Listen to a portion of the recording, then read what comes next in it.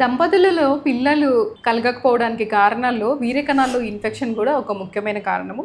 అది ఎవరికి వస్తుంది, దానికి ట్రీట్మెంట్ ఎలా ఉంటుంది, ఎలా నిర్ధారిస్తారు, టెస్ట్లు ఏం చేసుకోవాలి అనేది doctor Shivashankar Reddy, urologist and andrologist sir మనకి వివరిస్తారు. దంపతులలో వీర్య కణాల్లో ఇన్ఫెక్షన్ ఉంటే వాళ్ళకి కంప్లైంట్స్ ఏముంటాయి, ఏమి ప్రాబ్లమ్స్ ఉన్నాయని మనకి డాక్టర్ దగ్గరకు వస్తారు. సో వీర్య కణాల్లో ఇన్ఫెక్షన్ కింద ఉంది అంటే అది యూజువల్లీ ఈ ఇన్ఫర్టిలిటీ ప్రాబ్లమ్స్ కానీ, లేకపోతే ఎక్కడ చోట పెయిన్ పెరినియల్ పెయిన్ కానీ, లేకపోతే స్కోటంలో పెయిన్ కానీ, పెల్విస్ అంతా మొత్తం ఒక ఇరిటేషన్ కానీ, బ్యాక్ పెయిన్, లో బ్యాక్ పెయిన్ కానీ, యూరిన్లో చీమ్ రావడం కానీ, వీర్యంలో చీమ్ రావడం కానీ, కలిసిన తర్వాత కానీ పెయిన్ కానీ, ఈ ఇబ్బందులు అనేది సహజంగా చూస్తూ ఉంటాం అనమాట. ఈ సెమినల్ ఫ్లూయిడ్ ఇన్ఫెక్షన్లో వాళ్ళు రావడానికి అంటే డైరెక్ట్గా పెయిన్ ఉండి కంప్లైంట్ డాక్టర్ దగ్గరికి రావచ్చు. ఒకవేళ వీర్యం పరీక్ష చేసినప్పుడు కణాల్లో దాంతో పాటు చీమ్ కణాలు ఉంటే కూడా మనము ఇన్ఫెక్షన్. సో యూజువల్ ఏంటంటే ఈ సెమినల్ ఫ్లూయిడ్ అంటే ఎట్లయితే మనకు సెమెన్ పారామీటర్స్లో స్పమ్స్ ఎట్లయితే ఉంటాయో అదేవిధంగా సెమినల్ ఫ్లూయిడ్ అనేది ప్లాస్మా ఫ్లూయిడ్ లాగానే సెమినల్ ఫ్లూయిడ్ అనేది ఉంటుందన్నమాట. ఈ సెమినల్ ఫ్లూయిడ్ అనేది ఈ రిప్రొడక్టివ్ ఆర్గాన్స్ ఏవైతే ఉన్నాయో గ్లాండ్స్ ఉంటాయన్నమాట. సో అది ప్రోస్టేట్ గ్లాండ్ అయి ఉండొచ్చు, లేకపోతే సెమినల్ వెసికల్ గ్లాండ్స్ అయి ఉండొచ్చు, లేకపోతే బల్బోయురెథ్రల్ గ్లాండ్స్ ఉండొచ్చు, లేకపోతే ఎపిడైమిస్ ఉండొచ్చు. ఇవన్నీ ఏంటంటే ఈ స్పమ్స్ మనకి ట్రావెల్ చేయడానికి మన వీర్యం లోపల కలిసి బయటికి రావడానికి మనకు ఈ సెమినల్ ఫ్లూయిడ్ అనేది తోడ్పడుతుంది. ఈ సెమినల్ ఫ్లూయిడ్లో ఇన్ఫెక్షన్ ఉందనుకోండి, దాన్ని సెమినల్ ఇన్ఫెక్షన్ లాగా మనము భావించాల్సి వస్తుంది. సో ఎనీవేర్ ఈ గ్లాండ్స్ ఎక్కడ ఇన్ఫెక్షన్ ఉన్నా కానీ మనకు సెమినల్ ఫ్లూయిడ్లో ఇన్ఫెక్షన్ వచ్చేదానికి ఛాన్సెస్ ఉన్నాయి. ఇన్ఫెక్షన్ ఉందని మనం ఎలా నిర్ధారిస్తాము పేషెంట్లో? సో మనము ఏంటంటే కొన్ని బేసిక్ ఇన్వెస్టిగేషన్స్ ఉన్నాయన్నమాట. So urine for culture sensitivity, urine examination ఇవన్నీ చేసుకున్న తర్వాత వీర్యంలో కూడా మనకు అబ్నార్మల్ సెల్స్ అనేది మనకు ల్యూకోసైట్స్ ఉంటాయి, అబ్నార్మల్ సెల్స్ ఉంటాయి. సో అట్లాంటి వాటికి అప్పుడు మనము ఇంకా స్పెషలైజ్ చేస్తారు ఏంటంటే ప్రోస్టేట్ని మసాజ్ చేసి expressed prostate massage specimen sample ఏదైతే ఉందో ఆ స్పెసిమెన్ మనం చూసినట్లయితే దాంట్లో కూడా ఇన్ఫెక్షన్ ఉంది, దాన్ని కల్చర్ పంపించినట్లయితే ఇంకా మనకు యాక్యురేట్ రిపోర్ట్ అనేది రావచ్చు. Further imaging investigations like transrectal ultrasound ఉన్నాయి, ఏంటి సెమినల్ వెసికల్ గ్లాండ్ ఇన్ఫెక్షన్ అయి ఉండొచ్చు, ఇన్ఫ్లమేషన్ అయి ఉండొచ్చు, తర్వాత ప్రోస్టేట్ ఇన్ఫ్లమేషన్ అయి ఉండొచ్చు. ఇవన్నీ మనం ట్రాన్స్రెక్టల్ అల్ట్రాసౌండ్లో మనకు ఇన్ఫర్మేషన్ ఇస్తున్నాం. So urine culture, semen culture, scan అనేవి 3 ఇంపార్టెంట్. మన ఎగ్జామినేషన్ పరీక్ష చేయడం ద్వారా, బయోమాన్యువల్ ఎగ్జామినేషన్ ద్వారా కూడా మనకి ఏమైనా ఇన్ఫెక్షన్ ఫైండింగ్స్ తెలుసుకోవచ్చా? సో ఏంటంటే పర్రెక్టల్ ఎగ్జామినేషన్ అనేది చాలా ఇంపార్టెంట్. ఈ పర్రెక్టల్ ఎగ్జామినేషన్లో మనకు ప్రోస్టేటైటిస్ కానీ, లేకపోతే సెమినల్ వెసికులైటిస్ కానీ, ఎపిడైమిస్ ఏదైతే ఉందో ర్యాగ్డ్ వ్యాస్ డిఫరెన్స్ కానీ, ఇవన్నీ మనకి ఏంటంటే ఈ పర్రెక్టల్ ఎగ్జామినేషన్లో క్లినికల్గా మనకు తెలుస్తుంది. అండ్ ఈ ఎపిడైమిస్ కూడా ఏమైనా ఇన్ఫెక్షన్ ఉందనుకోండి, ఎపిడైమిస్ కూడా బాగా థికెండ్గా ఇవన్నీ ఉంటుందన్నమాట. So along with investigations, urologist or andrologist examination also very important part అన్నమాట. సో ఇలా ఇన్ఫెక్షన్స్ ఎవరికి ఎక్కువగా వచ్చే అవకాశం ఉంటుంది, ఎవరిలో చూస్తాం? యూజువల్లీ ఏంటంటే ఈ సెక్షువల్లీ ట్రాన్స్మిటెడ్ ఇన్ఫెక్షన్ అనేది వన్ ఆఫ్ ది కాజ్ అనమాట. And urinary tract infection usually ఏంటంటే urine has to flow యాంటీగ్రేడ్.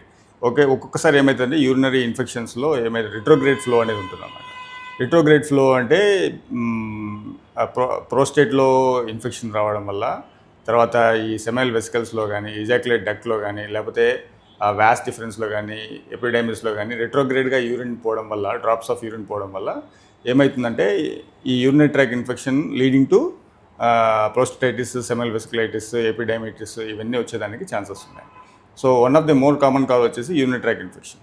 Other general conditions ఇంకేమైనా కారణాలు ఉంటాయా ఈ ఇన్ఫెక్షన్స్ రావడానికి? Sexually transmitted infections, viral infections, ఇవన్నీ డయాబెటీస్లో ఈ ఫంగల్ ఇన్ఫెక్షన్స్ కూడా కావచ్చు, దాని ఛాన్సెస్ ఉన్నాయి. ఆడవాళ్ళలో మగవాళ్ళలో సపోజ్ ఏమైనా వైట్ డిశ్చార్జ్ పర్వేజనం ఉన్నవని వాళ్ళకి ఏంటంటే డ్యూరింగ్ సెక్షువల్ ఇంటర్ కోర్స్ వాళ్ళకి కూడా మేల్ యాక్సెసరీ గ్లాండ్ ఇన్ఫెక్షన్స్ వచ్చేదానికి ఛాన్సెస్. సో ఆడవారి నుంచి కూడా ఉన్న ఇన్ఫెక్షన్స్ ఏమైనా వెజినల్ బ్యాక్టీరియల్ వెజినోసిస్ ఇవేమైనా PID infections to transfer the males నుంచి కూడా accessory glands infection. So usually ఏంటంటే ఈ ఐడియల్గా మామూలుగా చెప్పాలంటే మేల్స్కి యూరినరీ ట్రాక్ ఇన్ఫెక్షన్ కానీ, లేకపోతే రిప్రొడక్టివ్ ఇన్ఫెక్షన్స్ కానీ, గ్లాండ్ ఇన్ఫెక్షన్స్ కానీ వెరీ రేర్ అనమాట దాన్ కంపేర్ టు ఫీమేల్స్.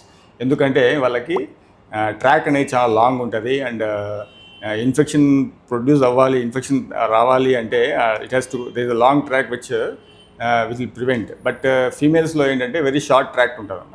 సో ఏంటంటే అందువల్ల వాళ్ళకు యూరిన్ ట్రాక్ ఇన్ఫెక్షన్స్ కానీ రిప్రొడక్టివ్ గ్లాండ్ ఇన్ఫెక్షన్స్ కానీ ఇవన్నీ very common when compare to males. దీనికి మనం ట్రీట్మెంట్ ఏమి ఇస్తారు? సో యూజువల్లీ ఏంటంటే దీనికి కోర్స్ ఆఫ్ ట్రీట్మెంట్ అనేది టార్గెటెడ్ ట్రీట్మెంట్ లాగా ఉంటే ఛాన్సెస్ ఆఫ్ ఇన్ఫెక్షన్ అనేది మనము సబ్సైడ్ చేసేదానికి వీలవుతుంది అన్నమాట. ఎందుకు అంటే ఇది మామూలు జలుబులాగా లేకపోతే కడుపు నొప్పిలాగా ఈ విధంగా ఉండదన్నమాట. ఇదే స్లోలీ ఏమవుతుందంటే అక్యూట్ ఇన్ఫెక్షన్స్ కాస్త క్రోనిక్గా ఎవాల్వ్ అయిపోతాయి. సో అట్లాంటప్పుడు ఏమవుతుందంటే ఈ ఇన్ఫెక్షన్స్కి మనము లాంగ్ టర్మ్గా యాంటీబయాటిక్ పెట్టాల్సిన అవసరం పడుతుంది.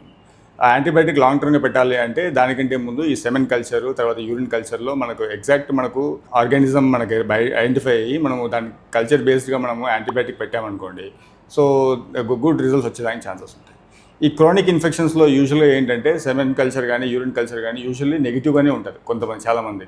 సో అట్లాంటప్పుడు ఏంటంటే మనం prophylactic empirical antibiotic like doxycycline for period of 21 days and azithromycin for period of 5 days మనం పెట్టుకొని వాళ్ళకి ఎంపెరికల్ ప్రొఫైలాక్టిక్ యాంటీబయాటిక్ ట్రీట్మెంట్ అనేది ఇచ్చుకున్నాను అనుకోండి, మనము ఏంటంటే ఈ సెమినల్ పారామీటర్స్ కూడా ఇంప్రూవ్ అయ్యేదానికి ఛాన్సెస్ ఉన్నాయి. సో ఇలాంటి ఇన్ఫెక్షన్స్ ఏమన్నా మగవారిలో పాజిటివ్ ఉంది అంటే సేమ్ టైం ఆడవారికి కూడా ట్రీట్ చేస్తే, కపుల్స్ ఇద్దరికి ట్రీట్ చేస్తే మళ్ళీ ప్రెగ్నెన్సీ వచ్చే అవకాశం అనేది ఇంప్రూవ్ అవుతుంది. ఒకరికి ట్రీట్ చేయడం కంటే ట్రీట్ ద బోత్ కపుల్ అనేది బెటర్ ఆప్షన్.